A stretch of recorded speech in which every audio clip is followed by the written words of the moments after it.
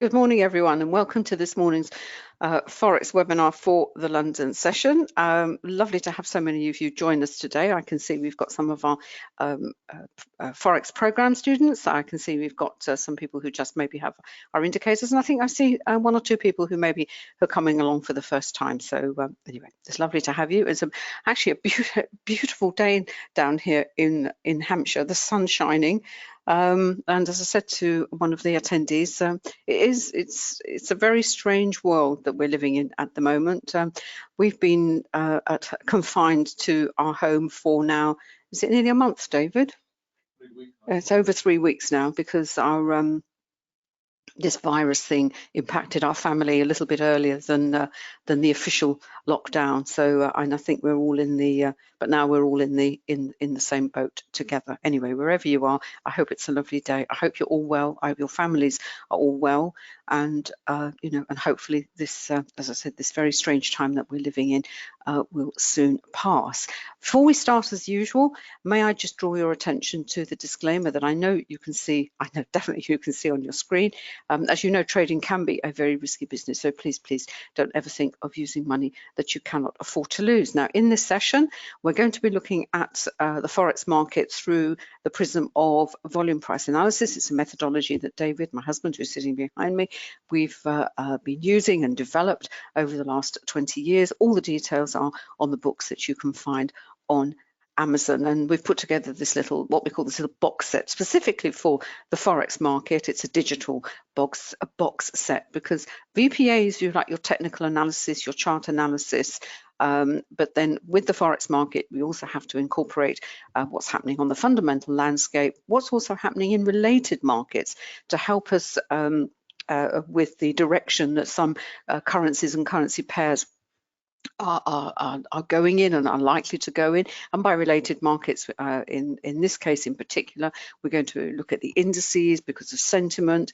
That also translates into what the yen has been doing, and you know, we can see that on the charts today.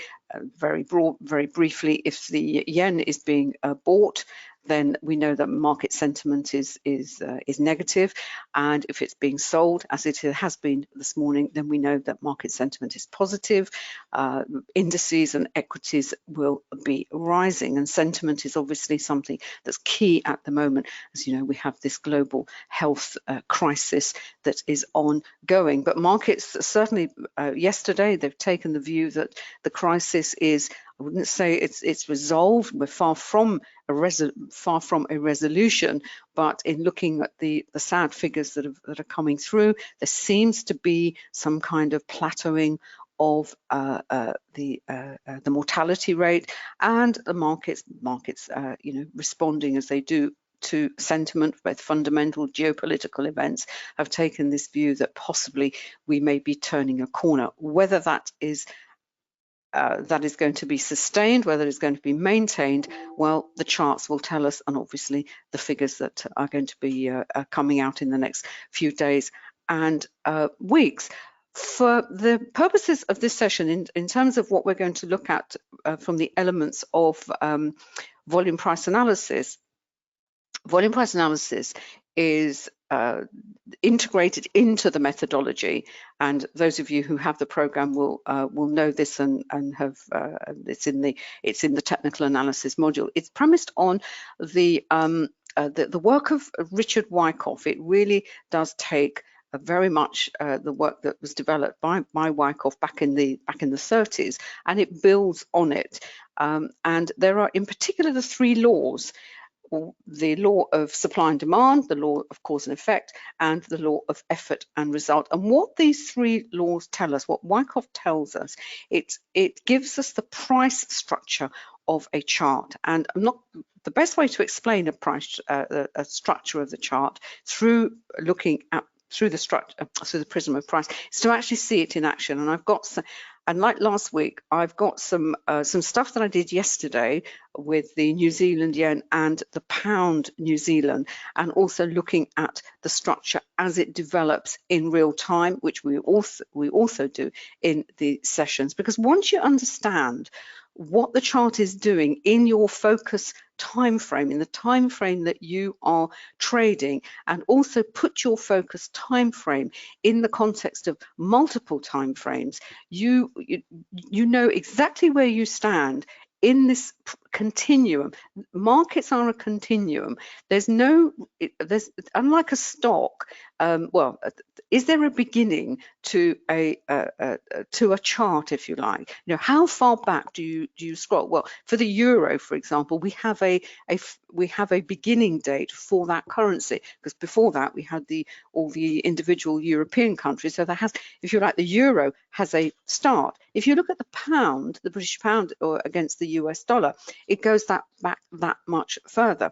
Stocks are slightly different, because stocks come to market at a given time in history, and stocks also go out, because stocks can go to zero.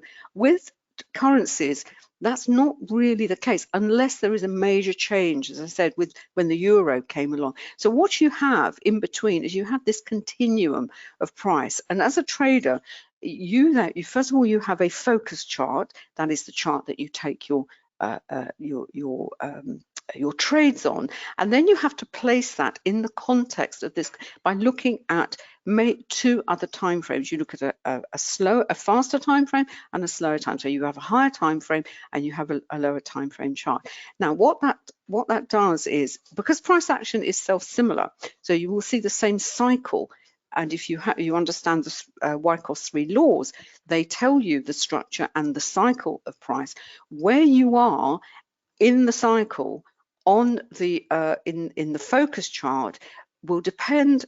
Well, it's a standalone as it is, but you also have to be aware of where that sits in relation to, say, the higher time frame. And I'm going to explain this in more detail, because what is happening on the higher time frame chart will also determine you will see a setup, you will see a trading setup, but it will not necessarily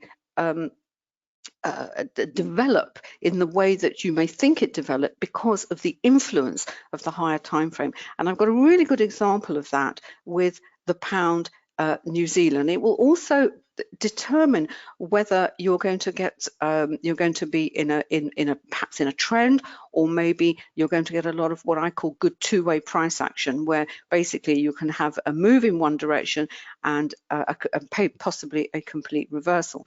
Now, overlaying all that in the forex market, you also have to be aware that the forex market, although it's 24 hours, it's actually 3 separate sessions. So what happens at the beginning in this session now, as we're coming up to the London session, you will get you will get a trade, you will get a setup, you will get the opportunity to take a trade. But as you move closer, as New York is going to come, it doesn't always follow through. It may reverse, it may pause, it may continue, and by looking at the multiple time frames, you should be able to have some idea of in which direction that is likely to go. Now, what we've done with to help us with the forex market, we have volume price analysis, which is the chart analysis. We've also developed these indicators that you can see on your screen. So, those of you who are on the program, those of you who have some of these indicators will recognize them instantly. What we've done is we have disassembled, first of all, the currencies into their individual performance, and where is the money flowing on an individual currency basis. So we see here the time frames I've got the hourly, this is the currency strength indicator. So we can see immediately where is the money flowing to at this particular moment, where's it been, as it were, over the last, this is the hourly chart, and we can see here instantly there's been a big influx of money into the Aussie. This is the New Zealand. Down here we've got the outflows out of the dollar, and we've got outflows into the yen. Now, this immediately tells us, in terms of sentiment, if the market is buying the Aussie, the market is buying the Kiwi, and selling the yen, we know that without even going over to investing.com or looking at any other chart, we know that the market is feeling positive. So that tells us on an individual basis. Then we move over here and we've got what we call the currency matrix. This then takes the individual currencies, the flows into the individual, pairs them up and tells us, well, where has that flow been the strongest? Which pair has that been the strongest? Well, we can see here, I'll just take that off here. We can see them all. This ranks them.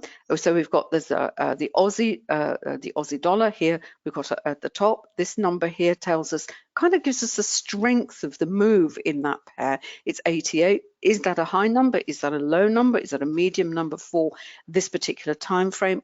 At the moment, we don't know, but we are working on this indicator. So it'll give us some kind of benchmark. So if it's 90, 91, 92, and it's kicking up into 3 figures, we want some idea, some sense of whether that's been is that a high number for this particular time frame.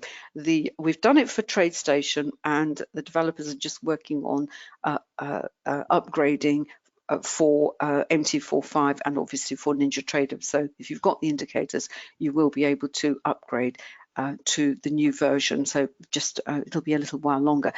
That's on the positive side. On the negative side here, obviously the dollar has been selling off. Well, it's been selling off very heavily against the Aussie, possibly not quite so much against the Canadian, as we can see here. So I can just highlight all the majors, and we can see here, these are so far have been the best performers, if you like, in the market, where there's been the most move, the most momentum. Pounds up there, but it isn't quite up as far as the Aussie. That may change now because we're coming up to the London session, where that currency is going to be in focus. So that's how, and what we also look at this indicator is it tells us whether they are now at a point of a potential reversal, because as a trader, that's all we want to try and find. We want to try and find a trade based on either a reversal, and this market is one of mean reversion. We're looking for a point where it's going to turn back up or turn back down, and we look at candles and candle patterns and the Wyckoff laws, or perhaps the pair that, if we are a pound yen trader, for example, well, pound yen is down at spot 10. It's really, is that possibly in a congestion phase? Now, what I've done over here as well, we have this indicator, which is the currency array, and this is purely a kind of momentum on those pairs. And you can see here, this is actually the 15-minute version of the indicator, and it also tells me that we have had a really nice move. As I said, it confirms what I'm seeing in the hourly. The look back of these two is very different, and by using the 15 and the hour, you can use them as in tandem, as it were. So you've got the momentum that obviously confirms what you see on the matrix. So if I'm coming to my, if I'm starting at the London Open, I've got an immediate picture. What is the sentiment? What is the pair that's been moving most strongly? If I'm a trader that is just looking for an opportunity, then I would be looking at possibly extremes, maybe looking for a reversal. If I'm not necessarily a reversal trader, I'd be looking at possibly the ones that are in some kind of congestion, because maybe I'm looking for a breakaway. So this suite of indicators gives you all that information, if you like, in an instant, and that's even before you go and have a look at a chart. Now, before I go and just go over the trades, the charts that I've got from yesterday, looking at the multiple time frames, and also looking at what the higher time frames can tell us, what our expectation can be in terms of what may happen in the lower time frames. Let me just pass over to David, because I think you've been looking at something in particular, David, haven't you? He's got something there. And if you've got any questions on anything I've said, please just do drop them into the chat box. Happy to answer them either on air or just type an answer. And as I said, those of you who are on the program will know instantly what I'm talking about. It's in the program. if you haven't come across our program before, I do urge you to go and explore it, and we'll give you the details as we go through this session, because it really, once you've once you understand all this stuff, you will never look at charts in the same way again. And just finally, as I said, we're looking for trading opportunities, but if you're a trader who maybe trades a portfolio of pairs, what this done, it tells you what your pairs are doing, what they've done, what they're doing at the moment, but more importantly, what is that they're likely to be doing in the upcoming session.